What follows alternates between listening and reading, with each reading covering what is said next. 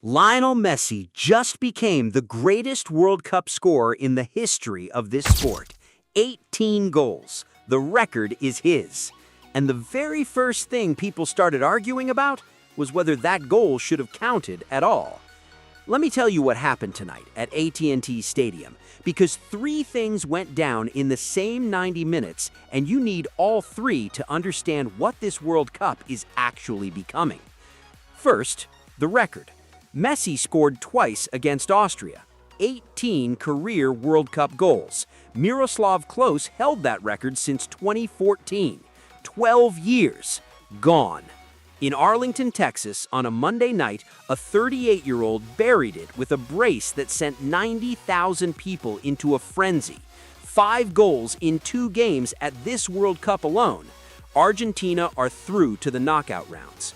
By every number that exists, Messi just had one of the greatest individual World Cup performances of all time.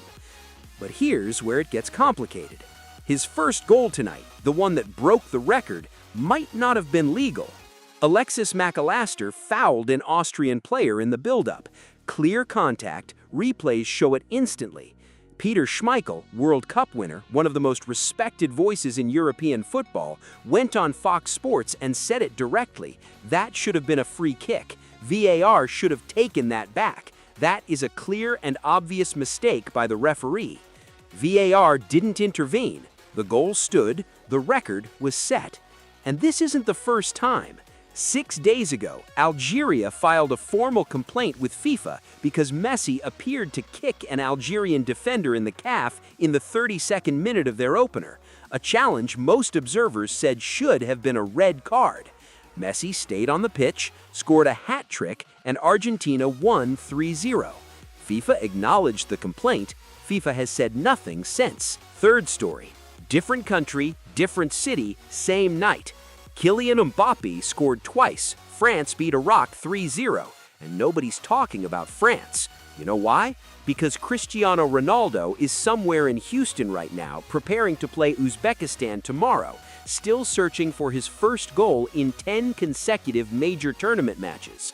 And today, his own winger Francisco Canseco gave an interview and said nobody in the Portugal dressing room feels any pressure to pass to Ronaldo. Those words from a Portugal player, publicly, before a must-win game. Here's the thing. These three stories feel separate. They're not. They're the same story told from 3 different angles. And the story is, the 2026 World Cup is settling the GOAT debate in real time, in the most dramatic, messy, and controversial way possible. And nobody is coming out of it clean. Start with the VAR situation, because it's bigger than one goal. Algeria filed a FIFA complaint and got silence. Tonight, a second record-breaking goal goes up with a foul in the build-up, VAR does nothing, and the conversation explodes again. Now, I'm not saying Messi is being protected. I'm not saying FIFA is rigging outcomes. What I am saying is this. There is a visible, documented pattern across 2 games where decisions involving Messi have gone in Argentina's favor in moments that were genuinely debatable, and FIFA has not given a clear public answer to either one. When you don't answer the question, you don't make it go away, you make it louder. And it's gonna get louder, because Argentina are through to the knockout rounds now. Every game from here matters more. Every VAR call on every Argentine player will be reviewed under a microscope. Messi could score 5 more goals in this tournament, all completely clean, and there will be a portion of this audience that will always put an asterisk on number 17. That's not fair to him, but FIFA created that environment by going quiet. Now let's talk about Romero. People outside Argentina don't fully understand what Romero means to this team. Nicolas Otamendi is 38 years old. Lisandro Martinez is good, but he's not a commanding number 1 center back. Romero is the reason Argentina's defense has been elite since 2021. He reads the game before it happens, he wins every aerial duel, he organizes the backline in a way nobody else in that squad can replicate. If the scan comes back bad, if this knee is serious, Argentina do not have a like-for-like replacement in this squad. Full stop. And here's what worries me. Romero already fought back to get to this tournament. He had a partial MCL tear in April. He came back in June friendlies after weeks of rehab. Tonight, he lasted 57 minutes and signaled to the bench himself. When a player who already fought back from that injury signals to come off that quickly, that's not a precaution, that's a problem. So think about what Argentina's knockout stage looks like if Romero is out. Messi has to carry every offensive moment. The defense is patched. France, Brazil, Spain are all still alive. Any of those teams with a high press and physical striker will expose a backline built around a 38-year-old veteran and a defender who's a level below what Romero brings. Messi can be the greatest World Cup scorer of all time and still not win the trophy if the team around him is structurally broken. Now flip to the other side of the GOAT debate. Ronaldo has now gone 10 consecutive major tournament matches, World Cup and Euros combined, without a goal. 10. He had 25 touches against Congo DR, fewer than the man who scored the equalizer against him. 17 of his 22 attempted passes went backwards. His own teammate publicly said nobody feels obligated to feed him. His coach, Roberto Martinez, went to the press conference and essentially said Portugal needs to do a better job of getting him the ball, which is what managers say when they can't say what they actually think.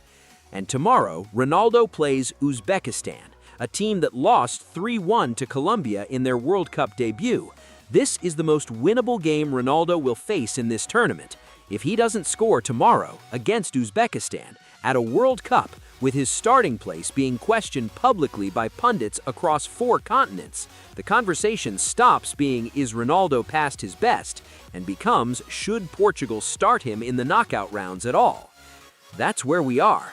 On the same night Messi broke the all-time World Cup scoring record, Ronaldo's own teammates stopped pretending he's the focal point of the attack. You couldn't write this contrast. You couldn't produce this script. It's happening in real life, in real time, in the same tournament. Here's exactly what I think happens next. Romero's scan comes back with a partial injury, not season-ending, but enough that Argentina rest him against Jordan and bring him into the last 32 at 70%. He plays, he's not himself, and it costs them somewhere in the quarterfinals when their backline gets exposed by a team with pace and physicality.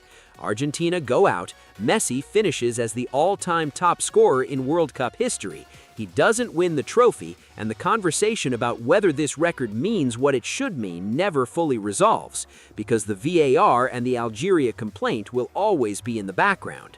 On the Ronaldo side, he scores against Uzbekistan. Of course he does. He's Cristiano Ronaldo, and Uzbekistan are Uzbekistan. Martinez keeps him in the 11, Portugal get through the group stage, and then they run into a team in the round of 16 that presses high and fast, Morocco, Netherlands, whoever it is. And Ronaldo's 25 touches becomes 20 touches, and Portugal's best midfield in a generation is dragged backwards to compensate for a striker who can't press and can't hold the ball.